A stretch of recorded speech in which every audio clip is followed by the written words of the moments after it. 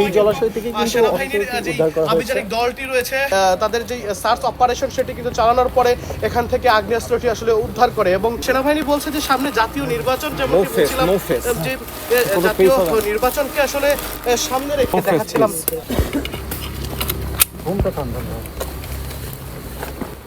Thank you.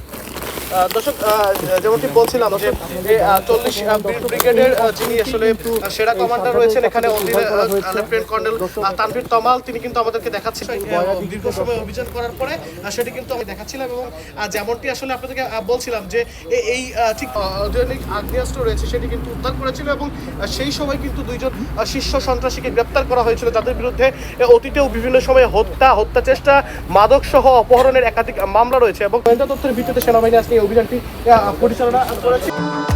ভবিষ্যৎ হোক নিরাপদ, বিনিয়োগ হোক বিশ্বস্ত, আর আমার পছন্দ সল্ট বে। ওয়েলকাম টু সল্ট বে।